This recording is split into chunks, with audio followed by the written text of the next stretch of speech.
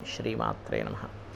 ప్రేక్షకులకి ఆ లలితాంబిక అమ్మవారి యొక్క అనుగ్రహం పరిపూర్ణంగా కలగాలని మనస్ఫూర్తిగా కోరుకుంటూ మనము ఈ ఉగాది నుంచి ఆల్రెడీ మనం ఆదాయము, వ్యయము, రాజ్యపూజ్య, అవమానం గురించి వాటి గురించి మాట్లాడుకున్నాము. అయితే ఈ ఉగాది నుంచి ద్వాదశ రాశుల వారికి కూడా లేదా ద్వాదశ లగ్నాల వారికి ఏ విషయాలు చేయకూడదు, ఏ విషయాలు చేస్తే బాగుంటుంది, దేవతా ఆరాధన కానీ గోసేవ కానీ ఏం చేసుకోవాలి, అదేవిధంగా కొంతమందికి జాతకం ఉండదు, అలాంటి వారికి ఏ మంత్రం చేసుకోవడం ద్వారా అమ్మవారిది ఎటువంటి ఇబ్బంది నుంచి అయినా బయటపడతారు అనేటువంటి విషయాలు మనం ఇప్పుడు తెలుసుకుందాం. సింహలగ్నము, సింహరాశి.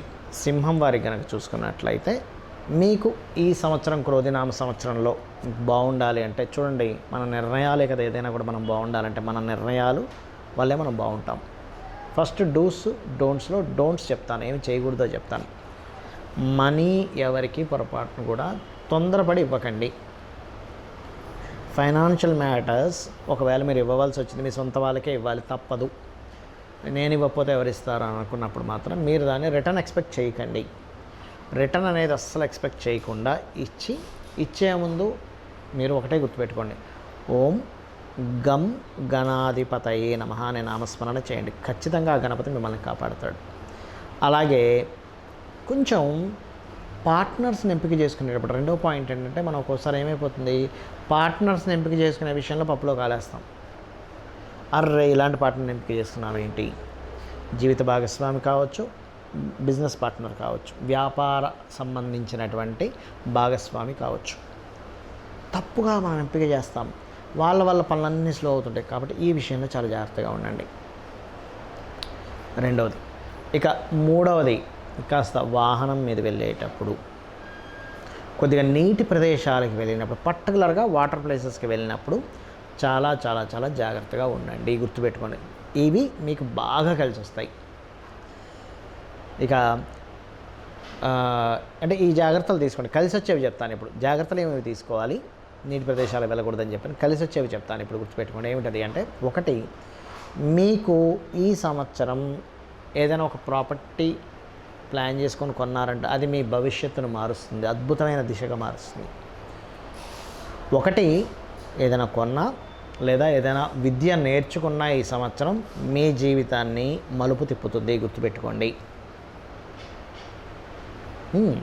అలాగే మరొకటి ఏంటంటే, మీ తల్లిదండ్రులు కావచ్చు, మీ గురువులకు సంబంధించినవి కావచ్చు, ఒక మంచి వాళ్ళ వల్ల ఒక మంచి జరగడం ఇట్లాంటివి ఉంది.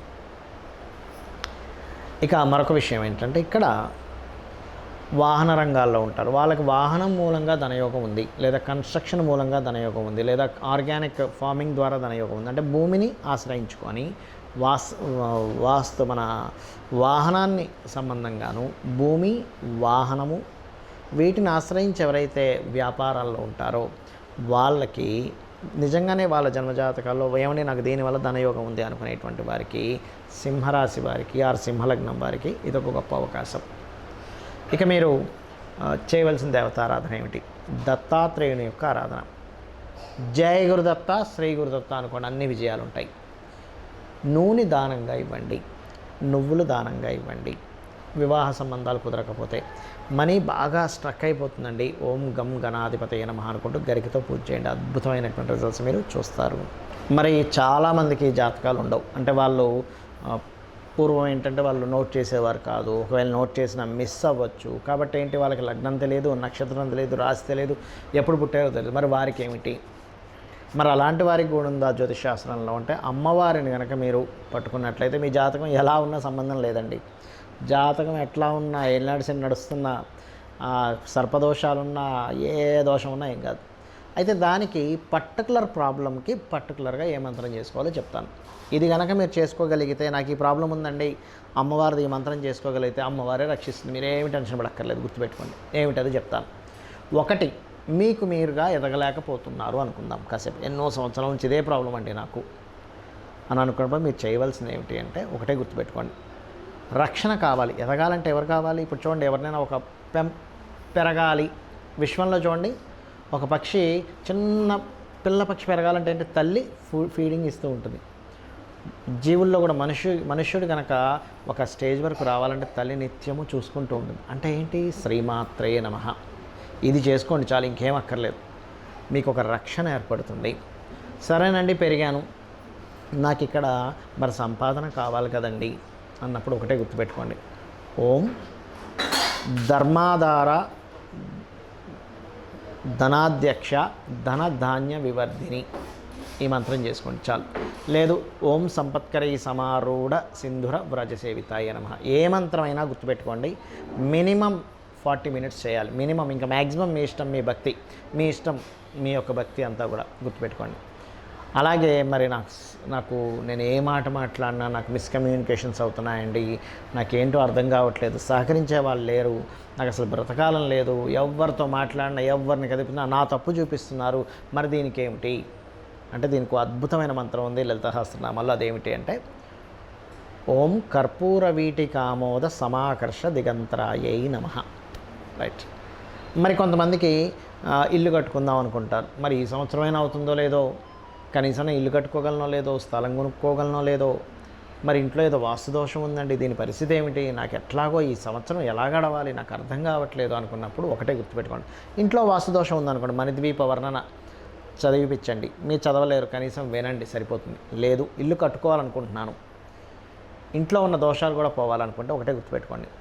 ఓం వదనస్మర మాంగళ్య గృహతోరణ చిల్లికాయై నమః చేసుకోండి, సరిపోతుంది. ఒకవేళ మీకు సంతాన ప్రాప్తి కావాలి, ఏమంటే ఈ సంవత్సరమైనా నాకు సంతానం కలుగుతుందా, నా జాతకం తెలియదు, నా నక్షత్రం తెలియదు, అలాగా ఏం టెన్షన్ పడకండి. మీరు ఏం చేస్తారంటే ఒకటే గుర్తుపెట్టుకోండి. ఓం దిగంబర దిగంబర శ్రీపాదవల్లభ దిగంబర లేదా దత్తాత్రేయ చరిత్ర పారాయణం చేయొచ్చు. కుక్కలకి, మీ వీధి కుక్కలకి బిస్కెట్స్ బ్రెడ్ ఏదైనా వేస్తూ ఉండండి. అలాగే దీనికి కూడా శ్రీమాత్రే నమః బ్రహ్మాండంగా పనిచేస్తుంది, ఎందుకంటే తల్లిదనం కావాలి కదా, అందుకని. అలాగే రుణాలు ఎక్కువగా ఉన్నాయండి, ఈ సంవత్సరమైనా తీరుతుందా లేదా, ఓం అపర్ణాయై నమః అద్భుతంగా పనిచేస్తుంది. అలా కాదండి, నేను కొన్ని సంవత్సరాల నుంచి వెయిట్ చేస్తున్నాను, వివాహం అవ్వట్లేదు, కానీ నా జాతకం తెలియదు, ఎలాగా జాతకంలో తెలిసినా కూడా ఎన్ని పరిహారాలు చేసినా అవ్వట్లేదు.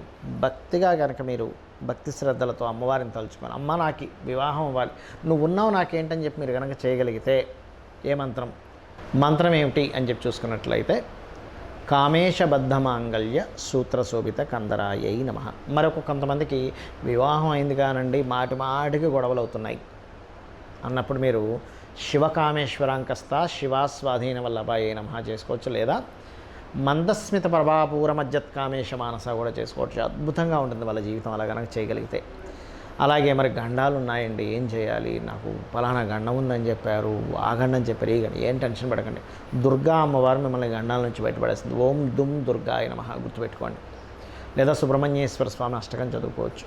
మరి నాకు మూలధనం లేదు, లేదా నేను ఒక ఉన్నత చదువులు చదువుదాం అనుకుంటున్నాను, అలాంటప్పుడు మీరు చేయవలసింది ఏంటంటే హయగ్రీవ స్తోత్రం లేదా ఓం హయగ్రీవాయ నమః అనుకోవచ్చు.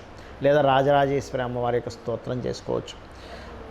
ఇవి కనుక చేసుకున్నట్లయితే ఖచ్చితంగా బాగుంటుంది. మరియు దీంతోపాటు మరి ఉద్యోగం లేదండి, ఉద్యోగ ప్రాప్తి కావాలండి అని అనుకున్నప్పుడు ఒకటే గుర్తుపెట్టుకోండి. ఓం మాణిక్య మకుటాకార జానుద్వయ విరాజితాయై నమః. లేదు ఓం శ్రీమాత శ్రీ మహారాజ్ని శ్రీమత్ సింహాసనేశ్వరి నమః. ఉద్యోగం కాదండి, నాది వ్యాపారంలో బాగా లాభాలు రావాలి, ఏం చేయాలి ఒకటే గుర్తుపెట్టుకోండి. తమలపాకులు చక్కగా ఒక 21 కానీ 41 కానీ తమలపాకులు అమ్మవారి దగ్గర పెట్టి ఒక మంత్రం చెప్తాను. ఏమిటది అంటే ఓం ఇంద్రగోప పరిక్షిప్త స్మరతూనాభజంగికాయై నమః అని ఇచ్చేసి ఒక 40 మినిట్స్ చేయండి అమ్మవారి దగ్గర పెట్టి. అమ్మవారు ప్రసాదంగా తీసుకొని వాటిని మనకి చూడండి తోరణం కట్టినట్టుగా మీ యొక్క షాపుకో మీ ఆఫీస్కో దేనికైనా తోరణంలా కట్టండి. అమ్మవారి శక్తితో మీకు ఆకర్షణ శక్తి వస్తుంది. ఎన్ని రోజులు చేయాలి, మీకు అభివృద్ధి ఎంతవరకు అయితే అన్ని రోజులు చేయండి. అడగంగా మనకు ఆకలి వేసినప్పుడు ఎన్ని మెతుకులు తినాలండి, అడగంగా ఆకలి తీరే వరకు ఎలా తింటాం, ఇది కూడా అంతే.